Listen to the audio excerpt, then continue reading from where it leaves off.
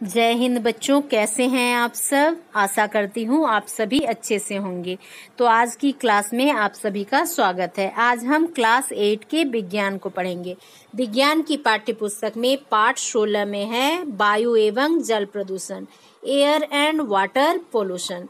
तो इसका हम 2 भाग पहले ही पढ़ चुके थे, जिसमें हमने वायु प्रदूषण के बारे में पढ़ा था और वायु प्रदूषण के कारकों को 3 भागों में बांटा था।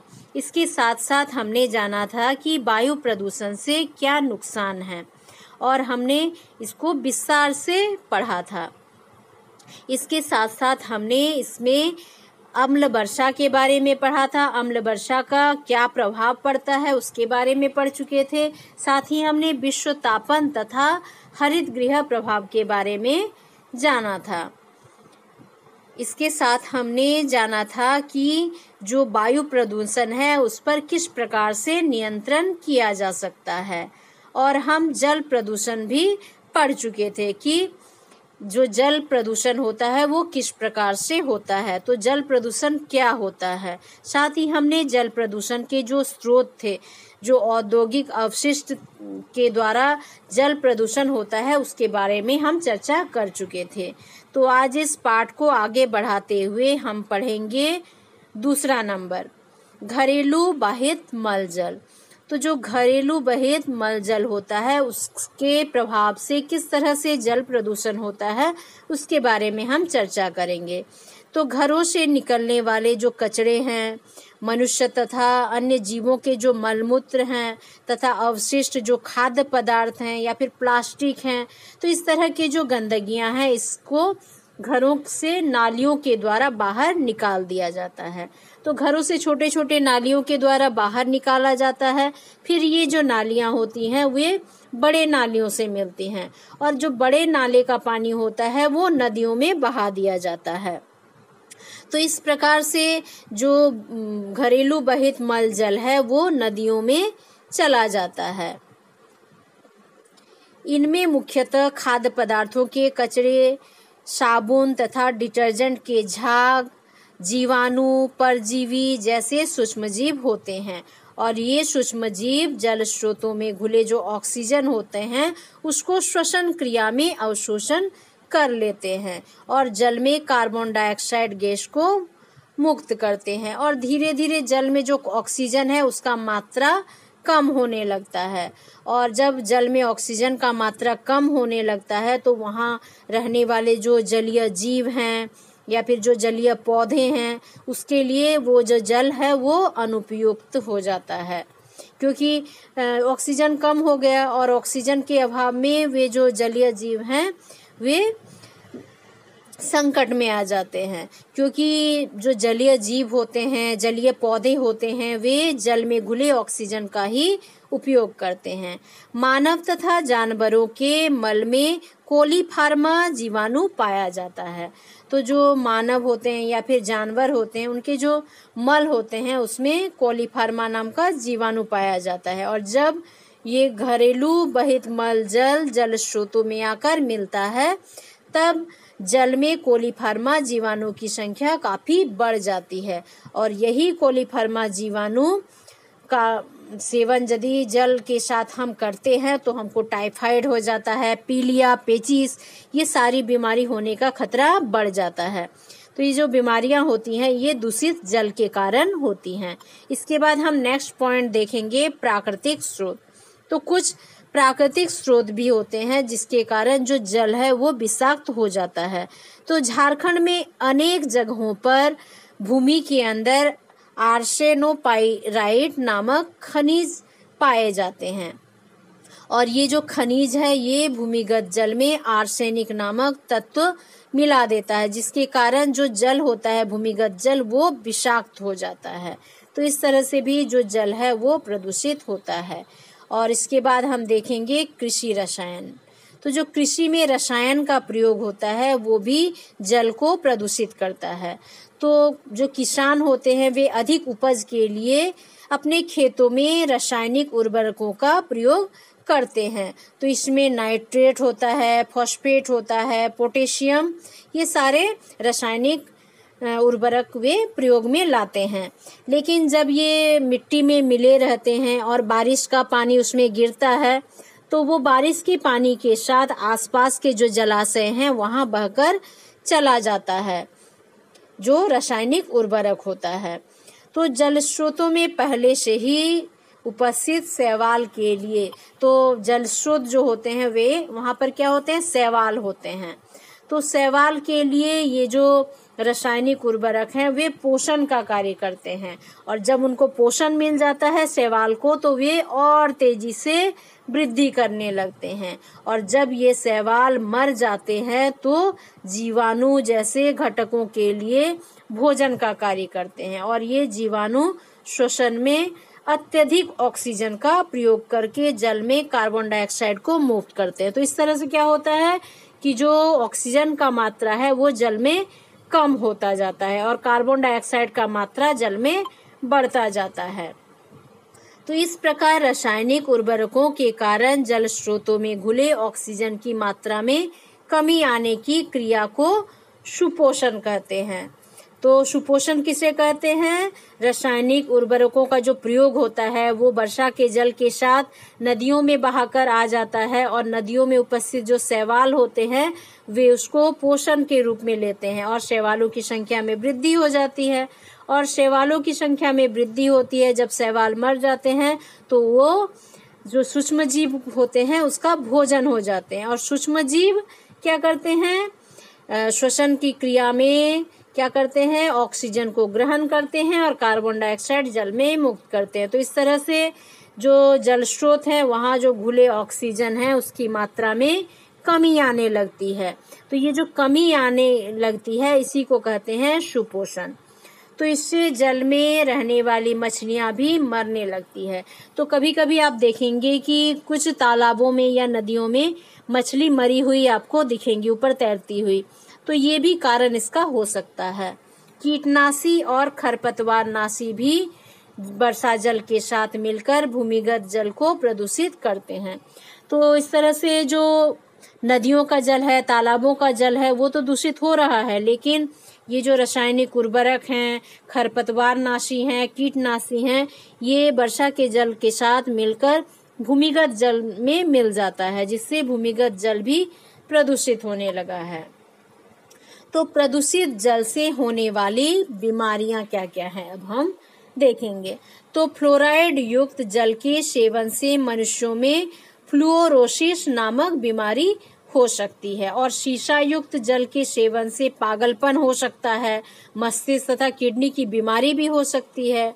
आर्सेनिक युक्त जल के सेवन से चर्म रोग, फेफड़ों का कैंसर आदि कई रोग हो सकते हैं। तो इस तरह से प्रदूषित जल से हमारे शरीर को कितना नुकसान हो सकता है, कैंसर, चर्म रोग जैसे बीमारियां भी हो सकती है। तो जब जल प्रदूषण इतना नुकसानदायक है तो इसका नियंत्रण भी करना आवश्यक है, ताकि मानव को, जीव जंतुओं को सुरक्षित रखा जा सके, इस जल प्रदूषण से बचाया जा सके। तो इसके लिए क्या आवश्यक है? जल प्रदूषण पर नियंत्रण आवश्यक है। तो हम जल प्रदूषण पर किस प्रकार नियंत्रण करेंगे उसके बारे में अभी जानेंगे।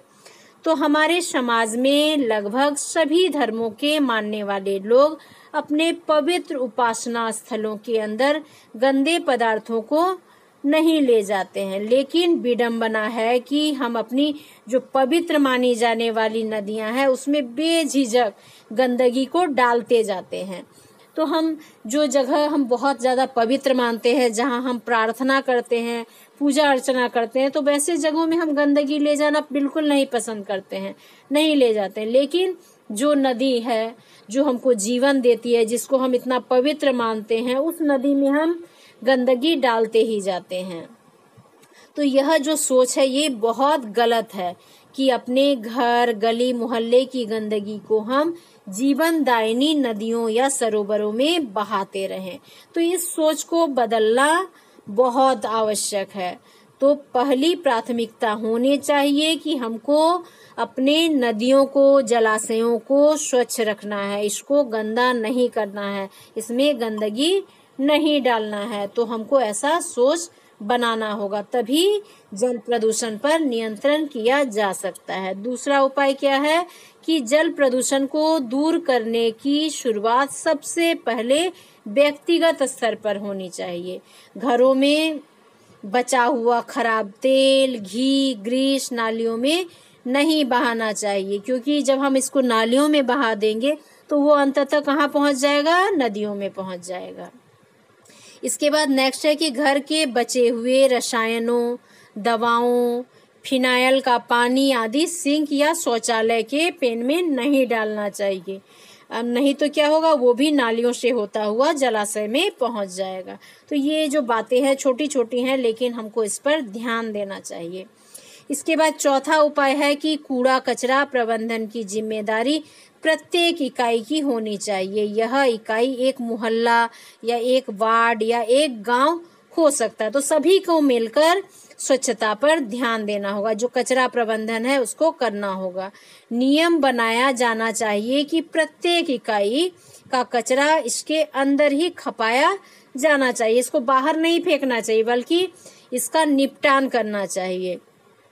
तो इसी इकाई के भीतर आपको उपचारित किया जाए और इससे खाद बनाया जाए, और जो रिसाइकिल किया जा सके वैसे कचरा को हम फिर से रिसाइकिल करें। तो इस खाद से, जो हम खाद बनाएंगे कचरा से, तो उसका उपयोग पौधों को लगाने के लिए अपने खेतों में भी किया जा सकता है। तो इस तरह से छोटे छोटे उपाय करके हम जल प्रदूषण को रोक सकते हैं।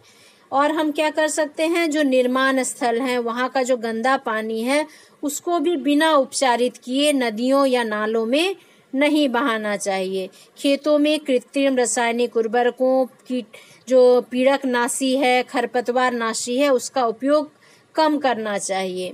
नेक्स्ट क्या है कि नालों का पानी नदी में गिरने से पहले उनका उपचार किया जाए, और कई बड़े शहरों में इसकी व्यवस्था की गई है। इसके साथ ही हम क्या कर सकते हैं? जो नदी हैं, नाले हैं, तालाब, कुआं है, उसकी नियमित सफाई करेंगे। जैसे गंगा, दशहरा, छठ आदि जो पर्व होते हैं उसमें नदियों की सफाई की जाती है, वैसे ही इसकी नियमित सफाई की व्यवस्था की जानी चाहिए, ताकि नदी तालाब जो हैं वो हमेशा साफ रहें। इनमें उगने वाले जो जलकुंभी हैं, शैवाल हैं, उसकी भी सफाई होनी चाहिए। तालाबों में पानी में नहाना, धोना, बर्तन साफ करना, जानवरों को नहलाना आदि कम किया जाना चाहिए, क्योंकि इससे भी जो जल है वो प्रदूषित होता है। बच्चों को भी साफ सुथरा रहने की आदत डालनी चाहिए। जो चापानल है उसके आसपास हमको बर्तन धोना, नहाना या शौच करना, या फिर जूठा जो भोजन है उसको नालियों में डाल देना, तो इस तरह के जो आदत है उसमें सुधार करना चाहिए। या फिर प्लास्टिक, कागज के टुकड़े, जो फटे हुए मोजे हैं, तो हम क्या करते हैं? अक्सर इसको नालियों में बहा देते हैं, या फिर जूते जो चप्पल हैं उसको भी नालियों में फेंक दिया जाता। तो ये जो कार्य है इससे बचना चाहिए। और पीने के पानी को हमेशा हमको ढक कर रखना चाहिए ताकि वो साफ रहे। इसके साथ ही जो औद्योगिक इकाई हैं उनके लिए बनाए गए जल संबंधी जो नियम है उसको सख्ती से लागू करना चाहिए, और प्रदूषण फैलाने वाले उद्योगों पर भारी अर्थदंड लगाया जाना चाहिए। उन पर फाइन लगाना चाहिए यदि वे नियम तोड़े। और सभी औद्योगिक क्षेत्रों में जल उपचार संयंत्र स्थापित किया जाना चाहिए, तो इसे अनिवार्य कर देना चाहिए। अब हम देखेंगे पेयजल, मतलब पीने के लिए जो जल है उसको कहते हैं पेयजल। साफ और दुर्गंध रहित पानी पीने योग्य हो यह जरूरी नहीं है। तो हर साफ पानी पीने योग्य नहीं होता है। यदि उसमें हमको ऐसे देखने में साफ लग रहा है या फिर उसमें से कोई गंध नहीं आ रहा है तो ऐसा नहीं है कि वो हम पी सकते हैं। तो पीने योग्य पानी में आवश्यक मात्रा में खनिज लवण होने चाहिए और इसे जीवाणु तथा कीटाणु रहित भी होना चाहिए, तभी वो पीने योग्य हो सकता है। तो संसार की 25% जनसंख्या को स्वच्छ पेयजल नहीं मिलता है और बहुत से घरों में बरसात के नल या कुएं के पानी को उबालकर छान लिया जाता है और इसे ठंडा करके पीने के लिए उपयोग में लाया जाता है। ऐसा किया जाता है घरों में। और शहरों में अधिकांश घरों में वाटर फिल्टर या आरओ लगा होता है जो साधारण पानी को जल बना देता है, तो पीने योग्य बना देते हैं ये फिल्टर। तो बड़े शहरों में जल आपूर्ति व्यवस्था में जल को क्लोरीन या विरंजक जो चूर्ण है या फिर पारावैंगनिक किरणों से जीवाणु मुक्त किया जाता है। हमारा राज्य जो है झारखंड, इसकी सभ्यता एवं संस्कृति पुरातन काल से ही जल, जंगल, जमीन आधारित है। तो हमारा जो राज्य झारखंड है, इसमें जल को, जंगल को और जमीन को बहुत ज्यादा महत्व दिया जाता है प्राचीन काल से ही। हम वन महोत्सव मनाते हैं, हमें जल महोत्सव भी मनाना चाहिए। वायु, जल और जंगल सभी स्वच्छ रूप में प्रकृति से दोष मुक्त मिले हैं। तो हमको प्रकृति से तो ये शुद्ध रूप में मिला है, लेकिन इसको अशुद्ध कौन कर रहे हैं? हम ही कर रहे हैं। तो इनकी शुद्धता बनाए रखना हम सभी नागरिकों का अहम कर्तव्य है कि जो हमको शुद्ध रूप में मिला है उसको इसी तरह से शुद्ध बनाए रखें। तो हमने जो पाठ में पढ़ा उससे जुड़े यहाँ कुछ प्रश्न हैं, तो उसके उत्तर आपको स्वयं देने होंगे। जैसे वायु प्रदूषण क्या है, इसके बारे में भी आप पढ़ चुके हैं कि जो अवांछनीय पदार्थ वायु में मिल जाते हैं तो उसके कारण वायु दूषित हो जाता है, उसे वायु प्रदूषण कहते हैं। तो वायु प्रदूषण के कौन कौन से कारक हैं, उसको 3 भागों में हमने बांटा था, तो उसको आप लिखेंगे। हरित गृह प्रभाव क्या है? तो क्या होता है, सूर्य का ताप जब वापस नहीं जा पाता, वो वापस पृथ्वी की ओर आ जाता है, तो उसे क्या कहते हैं? हरित गृह प्रभाव कहते हैं। तो इसके लिए कौन से गैस जिम्मेदार हैं? कार्बन डाइऑक्साइड और मीथेन गैस जिम्मेदार हैं। और इसके अलावा हमने क्या पढ़ा था कि सुपोषण क्या है? तो सुपोषण क्या है कि जब जल में ऑक्सीजन की कमी हो जाती है तो उसे सुपोषण कहते हैं। और इससे क्या हानि होती है? जो जल में रहने वाले जीव जंतु हैं या फिर जो जलीय पौधे हैं उनको काफी नुकसान है, उनको ऑक्सीजन की कमी हो जाती है। इसके साथ ही जल प्रदूषण से क्या क्या खतरे हैं? तो जल प्रदूषण से जो खतरे हमने पढ़ा कि हमें तरह तरह की बीमारियां हो सकती है। इसके बाद हम केस स्टडी देखते हैं। तो रांची में स्थित हरमू नदी प्रदूषण का शिकार होकर अपनी पहचान ही खो बैठी थी। तो हरमू जो नदी थी वो इतना प्रदूषित हो गई थी कि उसका जो नदी का रूप था वो नाले में परिवर्तित हो गया था, वो अब गंदे नाले के रूप में दिखने लगा था। तो कुछ वर्ष पूर्व रांची शहर के कुछ प्रबुद्ध नागरिकों ने इसकी सफाई का बीड़ा उठाया और बाद में इसमें कई सरकारी तथा गैर सरकारी संस्थाओं ने भी सहयोग किया और अब यह नदी अपने मूल रूप में धीरे धीरे लौटने लगी है। तो इसका क्या अर्थ है कि हम भी यदि प्रयास में लगे तो इन नदियों को हम बचा सकते हैं। अब हम देखेंगे गंगा कार्य परियोजना। तो यह अधिकांश उत्तरी, केंद्रीय तथा पूर्वी भारतीय जनसंख्या का पोषण करती है, परंतु हाल ही में प्रकृति के लिए विश्वव्यापी कोष द्वारा किए गए अध्ययन में यह पाया गया कि गंगा सागर की 10 ऐसी नदियों में से एक है जिसका अस्तित्व खतरे में है। तो नदियां अब खतरे में हैं, इसको बचाना बहुत आवश्यक है। और खतरे में पड़ने का क्या कारण है? प्रदूषण। तो इतने प्रदूषण स्तर तक पहुंचने का कारण यह है कि जिन शहरों एवं बस्तियों से होकर यह नदी प्रवाहित हो रही है वहां के निवासी अत्यधिक मात्रा में कूड़ा करकट तथा अनुपचारित पदार्थ सीधे नदियों में फेंक देते हैं। तो हम नदियों में कचरा नहीं फेंकेंगे क्योंकि नदियां हमको जीवन देती है, नदियां जीवनदायिनी होती है जो हमारे बहुत ज्यादा उपकार करती है। तो फिर हम इसको गंदा क्यों करेंगे? कूड़ा करकट फेंककर इतने पवित्र नदी को क्यों दूषित करेंगे? इसलिए हमको प्रण लेना है कि हमको कूड़ा कचरा नदियों में विसर्जित नहीं करना है।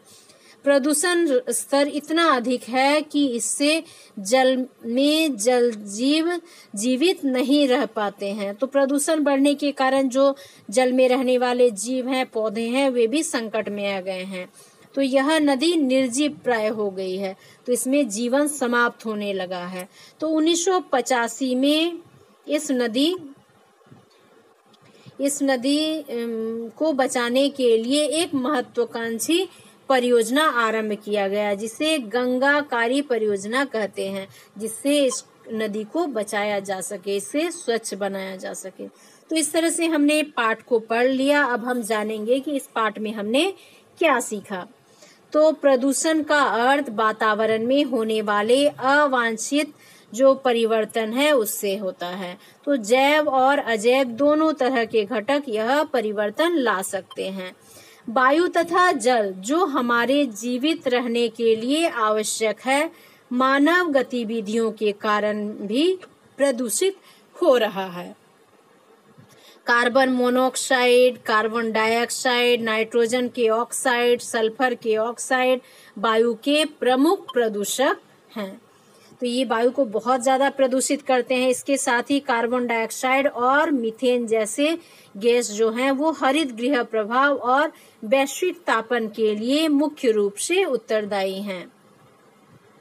इसके साथ ही हमने जाना कि बहित मल, कृषि रसायन तथा औद्योगिक अपशिष्ट कुछ प्रमुख जल प्रदूषक हैं। और हमने क्या सीखा इस पाठ में कि जल और वायु दोनों का संरक्षण अति आवश्यक है। हमें इसके संरक्षण के उपायों को जानना और अमल में लाना चाहिए। तो हमको नदियों को बचाने का प्रयास करना चाहिए, वायु को स्वच्छ करने का प्रयास करना चाहिए। साथ ही हमने जाना कि पेयजल की उपलब्धता कम होने के कारण इसका संरक्षण भी आवश्यक है। तो यदि नदियां दूषित हो जाएंगी तो हमको पीने के लिए स्वच्छ जल नहीं मिल पाएगा। तो इस तरह से हमने जाना कि किस तरह से जल और वायु प्रदूषित हो रहा है। साथ ही हमने ये भी जाना कि किस तरह से इस प्रदूषण को नियंत्रित कर सकते हैं हम अपने प्रयास के द्वारा। तो आशा करती हूँ कि ये जो सारे हमने नियंत्रण के उपाय जाने, तो आप भी इन नियंत्रण के उपायों को अपने जीवन में अपनाएंगे और वायु तथा जल को प्रदूषित होने से बचाएंगे। तो पाठ कंप्लीट होता है, आप इसको पढ़िए, समझने का प्रयास कीजिए और कोई भी दिक्कत होता है तो जरूर कमेंट कीजिए। Thank you.